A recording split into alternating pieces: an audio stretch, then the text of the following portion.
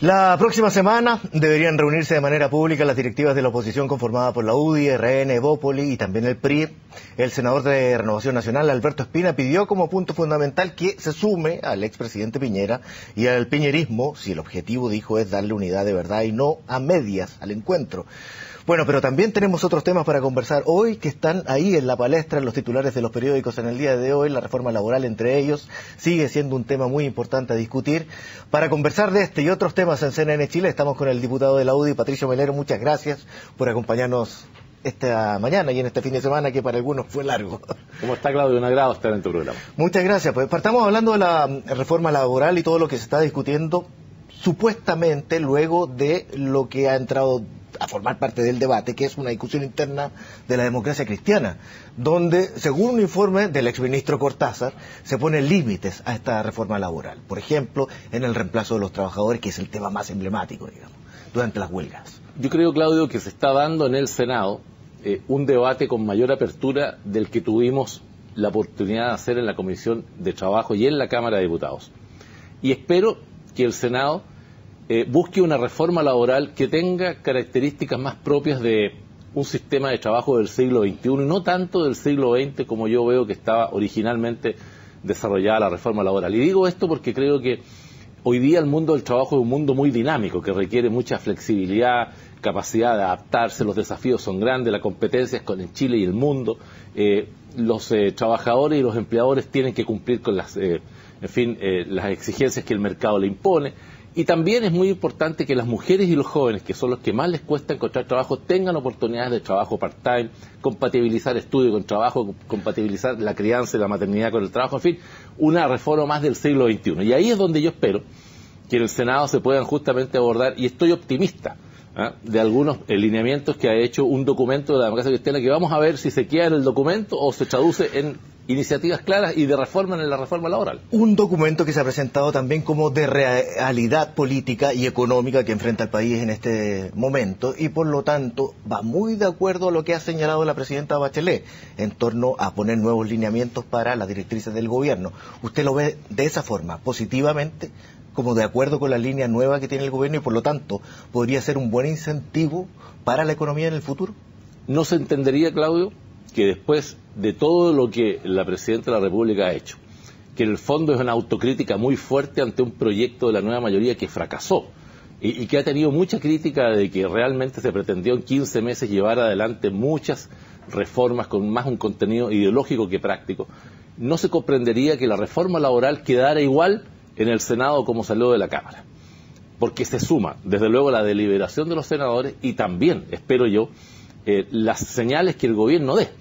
Y en ese sentido, yo creo que hay piso para, sin afectar la esencia de lo que el gobierno ha planteado, porque hay que ser realista también. Yo no puedo pretender, siendo nosotros minoría, que el gobierno cambie todo lo que es su proyecto y su programa, pero sí quiero entender que el gobierno está disponible también, por ejemplo, a regular de mejor forma la titularidad sindical, es decir, este derecho casi exclusivo y excluyente de que el único que negocia es el sindicato, y podamos también tener posibilidades, por ejemplo, que lo que se negocia colectivamente se extienda a todos los trabajadores y así tener más negociación colectiva en el país, que hoy día eso está restringido a una decisión de los sindicatos con el empleador. Bueno, dentro de este documento de la democracia cristiana también se defiende esta libertad de sindicalización. La libertad sindical es de la esencia, en la OIT y en cualquier parte del mundo, el derecho de un trabajador, Claudio, a querer formar parte de un sindicato o no, pero tal como está planteado en el proyecto de ley, si usted no es miembro del sindicato, queda al margen de lo que se negocia colectivamente. Ahí hay una cosa que hay que corregir. Después, por ejemplo, hay espacio, creo yo, en esta propuesta de que no hay reemplazo en huelga. Hay muchos países en el mundo que tienen algún grado de reemplazo. Yo no quiero ir a decirle al gobierno, mire, usted tiene que permitir el reemplazo, pero sí le quiero pedir al gobierno, por ejemplo, que dé un determinado tiempo en que no hay reemplazo, que se abra, que pueda haber algún grado de reemplazo con trabajadores internos y que se busque una mayor flexibilidad, porque creo yo, Claudio, que la mejor reforma laboral que un país tiene o puede tener es aquella en que ningún sector domina al otro. Se ha dicho mucho que esto es para rayar la cancha porque los derechos de los trabajadores estaban muy disminuidos, pero me da la impresión que se fue para el otro lado. Pero usted estaba de acuerdo en que estaba disminuido y por lo tanto hacían cambios y reformas. Está muy bien, nosotros siempre hemos sido partidarios de que haya una reforma al Código del Trabajo, pero no puede ser que el sindicato tenga tal nivel de poder que le genere al empleador una suerte de sí o sí a todo evento. Porque esto tiene un efecto sumatorio. Si usted ve por un lado titularidad sindical, es decir, usted solamente puede negociar con el sindicato, no hay grupos negociadores. Por otro lado le dice al empleador, usted no puede reemplazarme en huelga y establezco servicios mínimos muy restrictivos. Los trabajadores tampoco se pueden descolgar, es decir, no pueden dejar la huelga después de un plazo de 15 días, están forzados a seguir. Obviamente le genera un desequilibrio al empleador. Estoy pensando en el pequeño empleador, en el PYME, en el que tiene 90, 100 trabajadores, lo hace una tarea imposible. Entonces yo creo, Claudio, que hay espacio para buscar mayor realismo, de manera tal de que la reforma laboral genere mejores y más capacidades de negociación de los trabajadores, pero también que deje al empleador con alguna posibilidad de que su empresa siga funcionando, porque, en fin, si no es muy complejo y hay que ver, y con esto termino la idea, de determinados sectores productivos que tienen que tener alguna excepcionalidad. Por ejemplo, los productores de salmón. Si usted le hace una huelga larga a los salmones, se le mueren los pescados. ¿Los servicios básicos? Hay determinados servicios. El metro, por ejemplo. El metro, imagínense lo que es una huelga sin reemplazo del metro. Quedan millones de trabajadores sin poder desplazarse. O la situación de la industria de la fruta. O la de los puertos. Ya vimos en febrero del año pasado el verdadero chantaje que hicieron en un paro ilegal los trabajadores que no sacaban la fruta chilena. Son millones de pérdidas. Entonces también hay que tener realismo a que Chile es un país exportador y productivo y hay que dar un equilibrio mejor que el que se logró en la Cámara de Diputados. Ahora le quiero preguntar en relación precisamente a esto, este nuevo clima de abrirse a conversar algunos temas que son complejos en la relación laboral y en la relación que la nueva mayoría ha tenido también con su conglomerado político, si hay un nuevo ambiente, un ambiente distinto luego de lo señalado por la presidenta Bachelet, este nuevo rumbo, y si efectivamente no se aprovechó por su sector político el momento en que se estaba más bajo en apoyo del gobierno. Yo creo que hay un nuevo ambiente que tiene que traducirse en hechos concretos y no solamente en un buen discurso. Yo espero que la democracia cristiana, por ejemplo, que se ha abierto a revisar algunos aspectos de la reforma laboral, no abdique de eso como lo vimos en la democracia cristiana, porque la democracia cristiana suele tener buen discurso, pero vota mal. Es bueno para hablar y dialogar y diagnosticar cosas, pero llegada la hora de los que hubo, han votado todo igual que el resto de la nueva mayoría. Y ellos han sido cómplices del fracaso de la nueva mayoría.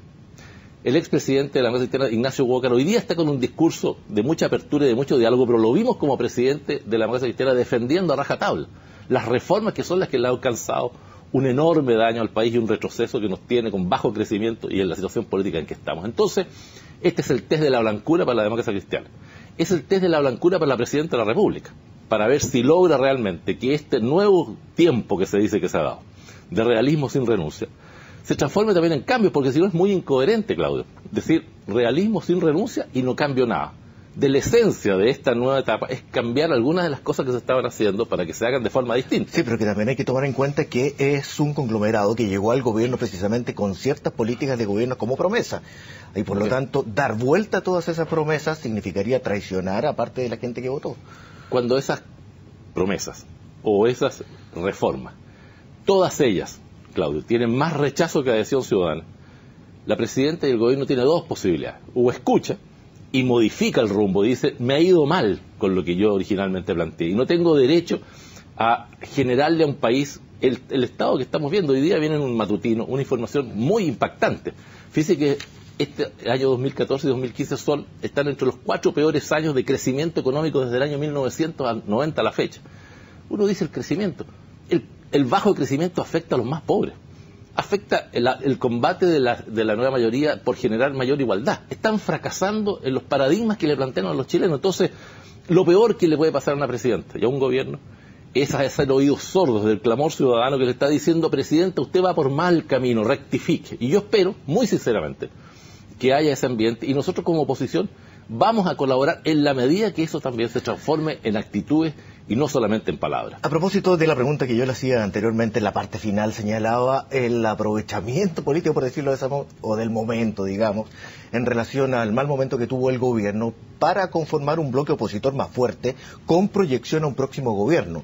¿Cómo hacerlo? ¿Cuándo hacerlo? Ahora se habla de un cónclave de la derecha, pero también hay algunos que no están de acuerdo en que sea ahora o que sea ahora solamente como un punto de partida para acordar situaciones futuras. Yo tengo la profunda convicción, Claudio, que si la alianza, los partidos de centro-derecha chilena, Renovación, la UDI, Evópolis, en fin, todos los que constituimos esto, el PRI desde luego, no rectificamos en forma importante nuestra estructura política de la alianza, no hacemos una suerte de reingeniería en que le planteemos a los chilenos ideas, objetivos, convocatoria y también planteamientos en el Chile real, en la delincuencia, en la salud, en la educación, que es lo que realmente le preocupa a los chilenos, estamos condenados a ser intrascendentes. Pero usted está más de acuerdo con la línea que dice que armarse ya y por lo tanto poner una vocería toda la semana o periódicamente de parte de la centro-derecha, o como lo propone los que están más ligados al senador Alamán, que es ir a las regiones, explicar lo que va a ser este nuevo conglomerado político, etcétera, de manera de, desde abajo, conformarlo hacia arriba? Creo que no se contraponen las dos cosas. Yo he hablado largo con el senador Alamán, desde luego en la UDI con Hernán Larraín, y en nuestras comisiones políticas hemos hablado de la necesidad de constituir un conglomerado de centro-derecha distinto en su conformación y en sus objetivos, sí con las mismas ideas, porque no vamos a abandonar nuestros principios y nuestras ideas, que son por lo demás lo que nosotros sentimos que muchos chilenos siguen valorando. ¿Y un solo partido político? Ese es un camino más adelante, ¿eh? Hay ahí buenos argumentos para un partido único y hay buenos argumentos para una federación de partidos. A mí me gusta más lo segundo, pero lo que sí vamos a hacer es que no nos vamos a quedar de brazos cruzados, sino que vamos a actuar. Porque el próximo desafío, Claudio, son las elecciones municipales, que son en poco más de un año. Correcto. Y por consiguiente, a nuestros candidatos a alcaldes, a concejales, tenemos que ofrecerles un paraguas distinto, una estructura distinta, de manera que se puedan plantear ante sus electores, y no de la misma forma como lo hemos hecho hasta ahora.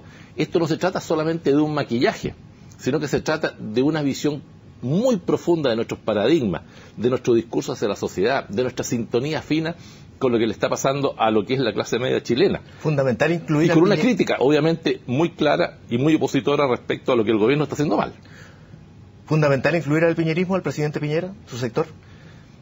Yo creo que, más que el piñerismo, ¿no? Porque yo creo que el rol del expresidente Piñera es fundamental, por la experiencia, por la trayectoria, por lo que él significó para Chile y por lo que está significando hoy día. Yo creo que acá nosotros, una de las cosas que tenemos que hacer en esta nueva alianza es una visión mucho más amplia de los límites propios de los márgenes que le pone RN, la UDI, Evópoli o el PRI. Aquí hay que convocar a mucho movimiento regional, a mucho independiente que no se siente interpretado por el actual gobierno, a mucha gente que en 2 años más, cuando haya elecciones presidenciales, va a decir no más nueva mayoría, basta ya de socialismo en Chile que nos ha condenado al retroceso, al fracaso y a lo que ya hemos estado viendo en este tiempo. Y para esa gente, para esos chilenos, hay que tener un discurso, una estructura y liderazgo distinto a lo que hemos hecho hasta ahora. Para muchos el convocar a este cónclave de la derecha estaba complicado por el momento, quiero decir, político que vive especialmente la UDI, a propósito de lo que está pasando en los tribunales de justicia,